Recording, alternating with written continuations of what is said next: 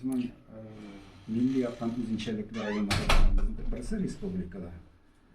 Turli millat vakillari ham shunga ko'ra birida ular bilan o'rtaq til topib, ham ularning milliy manfaatlarini ko'z oldida tutib, ular bilan motor bir oila qilib yashaw bo'lishi ham bu maqsaddan chiqib qaraganda qo'yish bizning tuzuk hem motor işçilikli rayon, biz ana balalar bakçası örneğinde de gördük, hem diyaniler bile iskipiş motor şunda tığısılıbda da işlevşi bakça bularak, hem yılının fasılına qarab özler daimi izlenüde, dürüst alanına ayrım işraşı vaktinde terbiyeşiler ayrım problemalarını ko'tardilar, yamadan da şu icadı işenlikle nağıtı maksatında.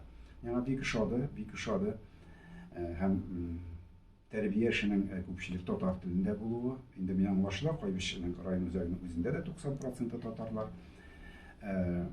Sanat mektebinde de balalarının türlü ihtiyacını hesapka alıp, dürüst oluydu. Bütün balanda qo'yup, yoki biyugagina, jirgagina, yoki gitaragina qo'yup kirtib bo'lmaydi. Bir de türlü yönelişler balalarının sanat yönelişini hesapka alıp, balalarının şunday motor iş alıp baralar. Dürüst, bu terbiye işi daimi icadi izlenimini talep eder. Çünkü zaman ikinci bizning bu 90'lı yıllardan son ayrım bir buğun üsüp çıktı. Hatta ul buğun uzin de etiyeniga aylandı. Hem bizning bugünkü balalar bilan ishlawga bik o'zinchalikli ham bik o'timli choralar kerak. Çünkü her birimiz şu smartfonlarda, gadjetlarda o'tiramiz.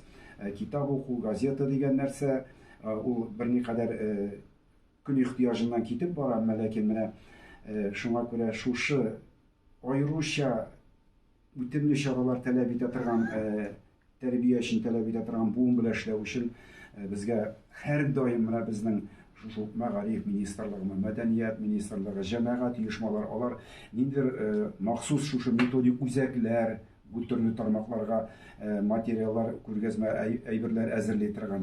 Менә алар даими izlenüde булырга тиешләр. Менә шушы очрашуларда мен үземә шундый нәтиҗә ясадым. Безгә гел камилләшә барырга кирәк дип. Һәм бу очракта әлбәттә Qoybişләр безнең һәр чак алда булырга тиешләр.